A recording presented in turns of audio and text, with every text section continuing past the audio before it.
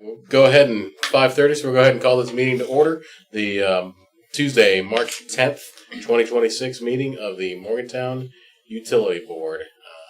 Start off with the approval of minutes from February 10th. I motion to approve the minutes of the regular meeting of February 10, 2026 as submitted. Second. Any discussions, changes, Scrivener's errors? Seeing none, go ahead and call the vote. All those in favor, please signify by saying aye. Aye. Aye. All right. Now we're on to the public portion of our meeting. We have a guest. Guest is happy to watch. All right. Do we have any letters that have come in? No. All right. Well, we got new business, the Cheat Lake Wastewater Treatment Plant Sludge Tanker. Yes, so we held our bid opening on February 19th.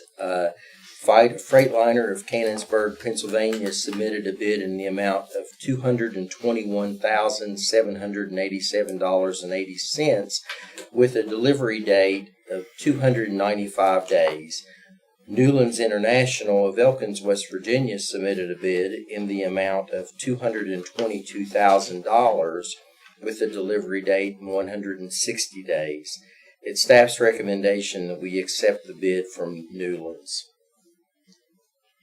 That's the an extra $212.20, but about 135 days quicker delivery.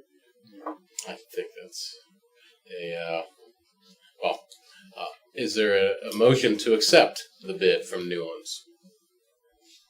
Yes, to approve the bid from Newland International in the amount of $222,000 for a 2027 International HV 615 with Pickrite vacuum body. Second. All right. Any comments or discussion? I'll say, yeah, it's the state law is what, lowest and most responsive, Counselor?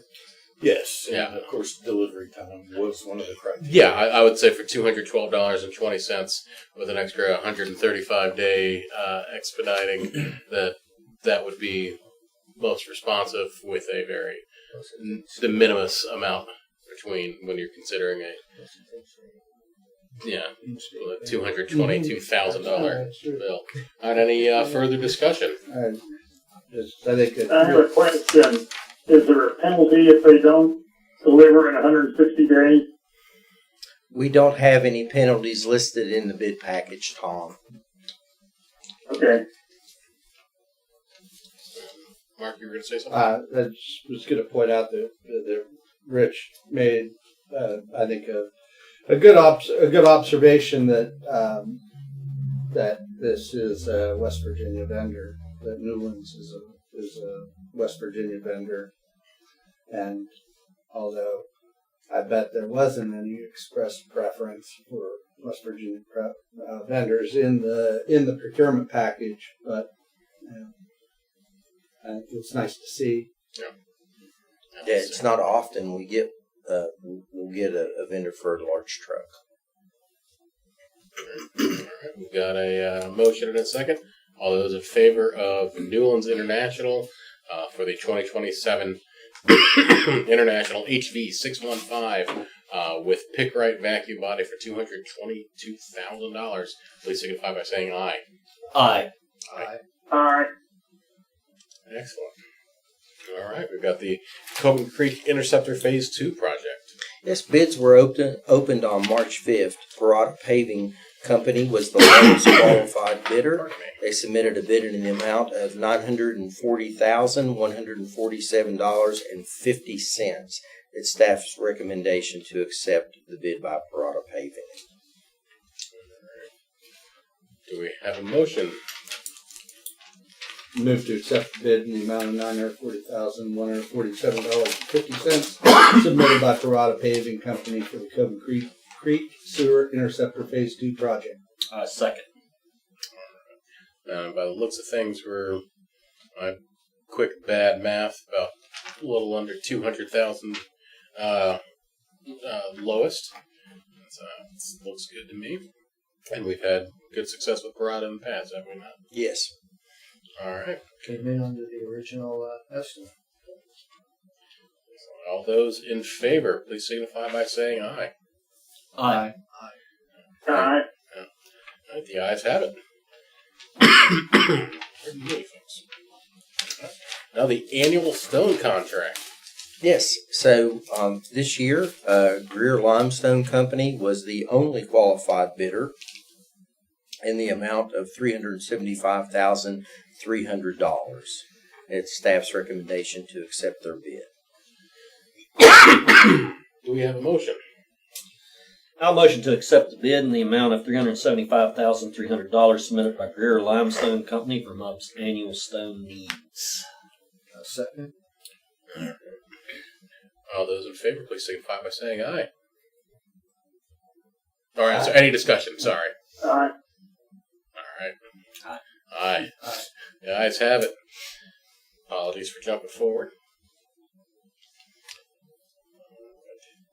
On to old business, office expansion and renovation and new shop garage. So we received the 80% design drawings on March the 5th. We were been reviewing those drawings. We had another progress meeting with Omni today, and we are having some conversation about a few things. And but it's still progressing forward, as well as the shop garage design.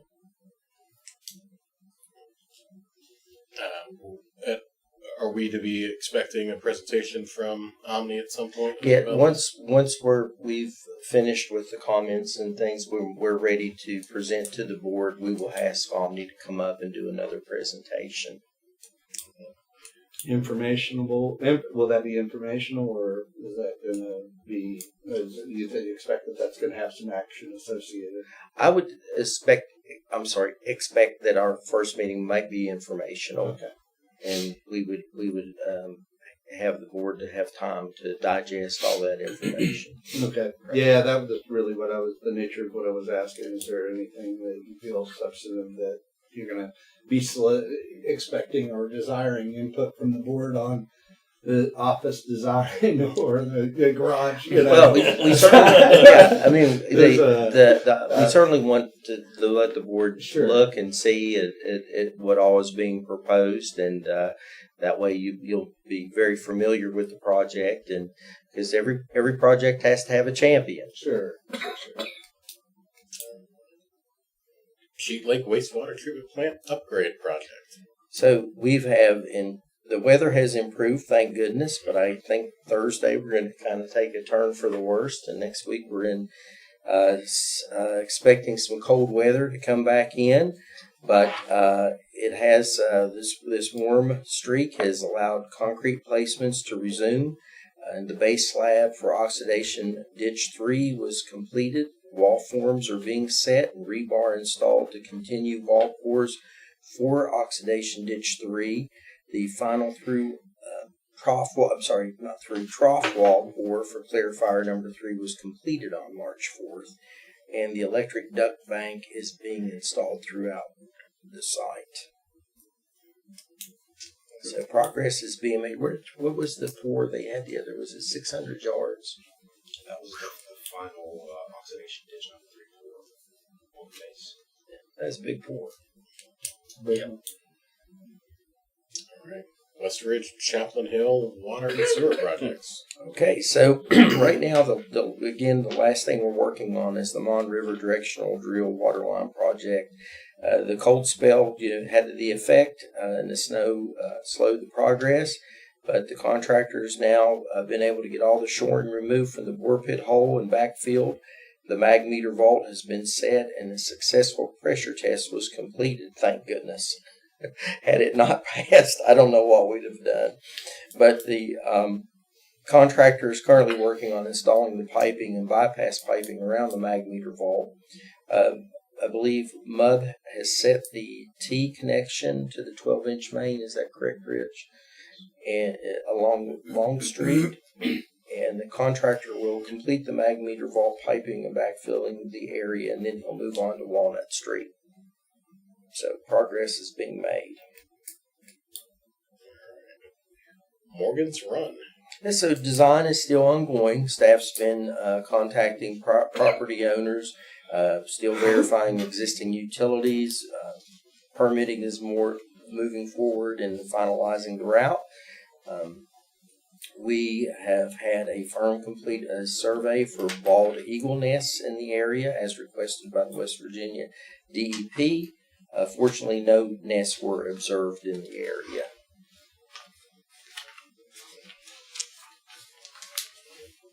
Willow Springs Phase 1. Yes, sir. Hey. BC Allen has officially mobilized to the site, and they've started construction with the break in the weather. They've installed one manhole, about 32 feet of 8-inch pipe, and about 50 feet of 16-inch casing under DOH Road by bore and jack method. Willow Springs Phase 1B. So MUB has provided notice to proceed to stone paving on March the 3rd, and so we are waiting to hear from Stone of when their official start date will be. Evansdale Sewer Lining. The all planned linings of sanitary and storm mains are completed. Permanent road restoration for point repairs and the addition of manholes is scheduled to be completed when asphalt plants reopen. I'm not sure if they're going to open next week or not, Rich. Do we know? The 16th, week of the 16th, as well as the date. So, Yeah, next week, yeah. You know, with this cold I haven't weather, heard it anything might different, but with the cold weather. put a damper on I things. saw one operating on I-70 in Indiana this weekend. But I'm sure they're also behind schedule knowing that contractor. I can say like it's not living in Indiana anymore.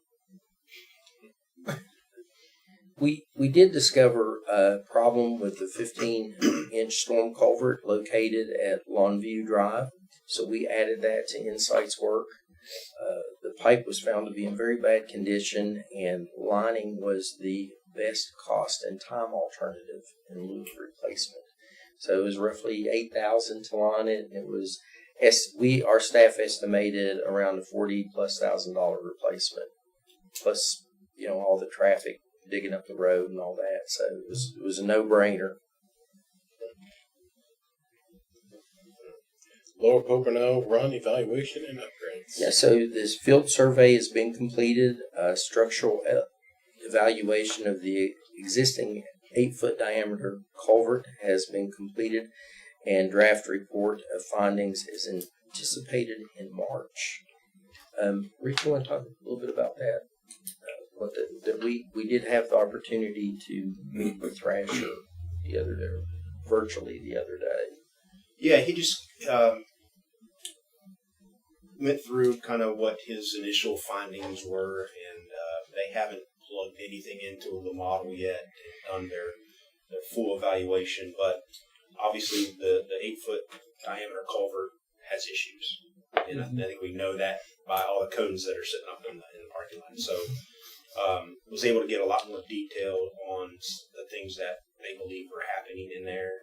It's basically every joint. It's just everyone. Yeah. the way it was that built. all? There are there are bands around the outside, and the thought is either those bands have failed or maybe they weren't there. I don't know. But each joint is showing some separation there, and it's taking in soil from above and causing some of those sinkhole. So we knew that was part of their evaluation that was what was going to come of it. But that was one thing.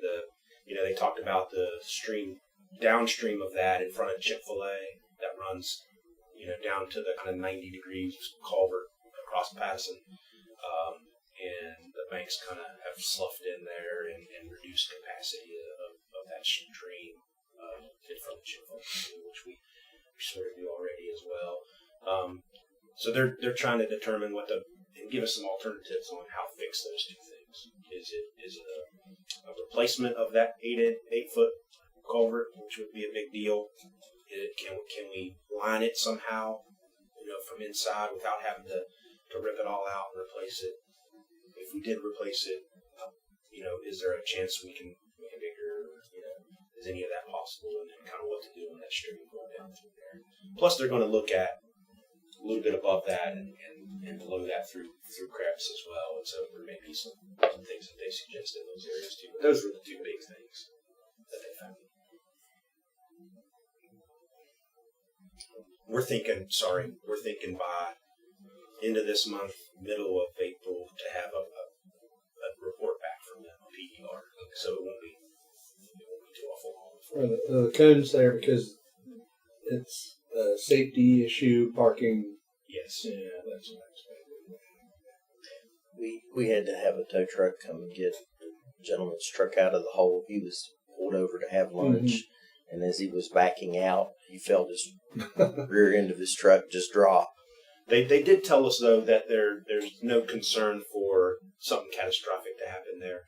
It's just the over time eating away at some of that soil that you might get a sinkhole that shows up at the surface, which made us feel a little bit better. But obviously, we still have issues there. So I don't think something more than cones is necessary at this time. So they've been pretty good about keeping people out of there. I haven't seen anybody parked over there, even during football games. Yeah, because that's one of the things I was thinking of was tailgating. All right. Mon Boulevard water line. So, Strand Associates, they've completed the site survey for the project. There's been discussions with WVU and the West Virginia DOH to go over details of the project as they are currently known. And Strand is taking their information and continuing to work on the design. All right. And MS4 program management. Yes, so with the acquisition of the Star City water and wastewater utilities, we are also, you'll recall, entered into an agreement to manage the MS4. And so with Downstream Strategies, we've had them send us an addendum to the contract, and we went ahead and signed that addendum with them. So they're going to manage both the MS4s, and so we're real pleased with that. All right. Any questions on any topics we covered? General Manager's report. Okay, so the Van Voorst Sanitary Sewer Project, design work is ongoing. So it is a big project, and Thrasher's still collecting data from the existing infrastructure in the different developments. I don't have bullet points on okay, sorry. The Laurel Point tank design work is ongoing. Thrasher Engineering, they've been in contact with property owners for the new tank site. They have had a geotech firm come in and do some borings. We did have the opportunity the other day to meet with Thrasher to talk about some of the flow characteristics of the system and discussing what would be the appropriate size for the new tank. And we have some questions that came up during that meeting, and so we still haven't finalized the size yet. Next, we have the West Virginia University Supervisor Training Program. On March 3rd, we held our very first supervisor training at the Erickson Alumni Center. We had 30 supervisors and support staff attend the sessions led by Dr. Kayla Fulmer and Dr. Jeffrey Houghton from the West Virginia University Management Departments. Topics covered included building a respectful and inclusive workplace and transitioning into a leadership role. Really appreciate the hard work of Elaine Gilbert, our HR manager, for her good work with the School of Management Department. Everybody was very helpful, and I'd especially like to thank Dr. Sam Workman for providing us with all the contact information. So he was able to connect us to the right people. It was a very successful training.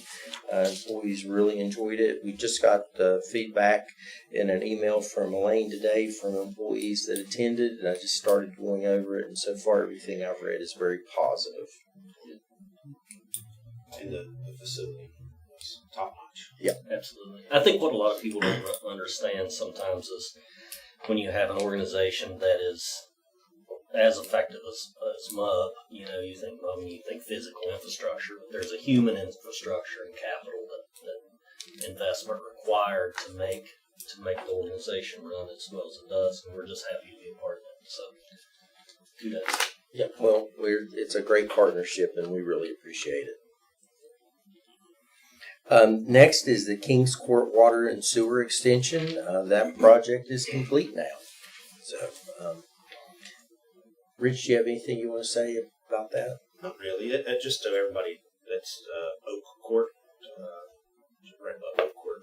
Just if you know where that is. You may have heard that mentioned once or twice. Just right above that, a neighbor. Okay. Star City, the transition is ongoing. MUB staff has been working with Star City staff to help facilitate the changeover. Chip, you have things you'd like to share with the board? Sure. I think it's going very well. The mayor and Leah and Phil out there at Star City could not be more cooperative. We've been asking them several questions about accounts. Where does this fit in? How does this get handled? And we've called and talked with them quite a bit with emails.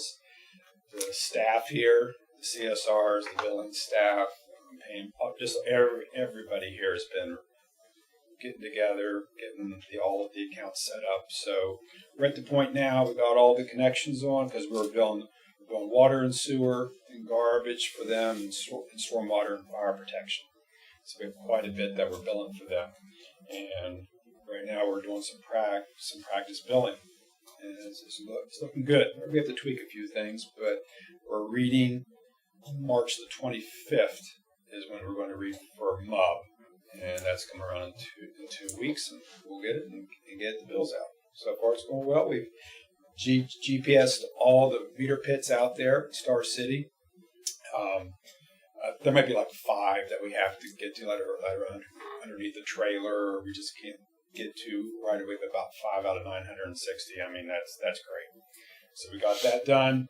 Servicemen have been out there helping us, double checking the keys and the locks and the codes we have to get for reading the meters. Joey's crew's been out there looking at the valves so they know where everything is. It's been a whole team effort. It's coming right along. It's going good. Any emergent risks or issues that you guys are tracking that we weren't tracking before? I'm sorry, Any emergent risks or issues? Not that I'm really aware of. No. Nope. So I know we've done a lot in the last year wanting to upgrade our sort of cybersecurity sorts of issues, and so all of that will come online easy as we take over. That doesn't present any issues in those regards for us. It does not. They're going to fall underneath our umbrella for that part of it for our customers and us here, and it won't have an impact. It'll just ride right with us. Okay. Yep. Tom, did you have something? Nope. Next item is the board member issues and discussions, but with this, I think I'll say, since our last meeting, we had the final council vote, second reading on that to bring Star City on. Appreciative of City of Morgantown, Town of Star City, MUB staff, and everybody as we went through that process. So there's a very good discussions, more discussions to come on processes and on the transition here internally with Star City, and I'm happy to see it done. This was we've done a decent number of bringing PSDs on over time to the Morgantown Utility Board, but this is the first time we brought a municipal utility on, and very appreciative of the support of Morgantown City Council. Thank you for your vote, Mark, and for all the work that you guys did here in getting that through. And the discussion started after we started talking with Westover, but because of some of the projects that we're waiting to get done in Westover, this was the first one to be onboarded, and looking forward to seeing how March 25th goes. Yes. Thank you all. Anything else under general manager? Just a quick mention that the White Park Bridge dedication will be on April the 8th at 1 o'clock. So if you are available, like to come over. I think you already responded to positive, so. I look forward to attending a ribbon cutting that I'm not performing. Okay, that's all. That's you got? All right. Yeah. Board member issues and discussions. Anything that you would like to bring up? All right. Seeing none, we have a need for executive session. Motion to convene an executive session of the Board of Directors under the provisions of West Virginia Code Section 6-9A-4B, 9, and 12 to discuss advanced construction planning and other confidential matters which are exempt from disclosure under the West Virginia Freedom of Information Act, and adjourn the meeting immediately upon conclusion. All right. Do I have a second? Second. All right. All those in favor, please signify by saying aye. Aye. Take a couple.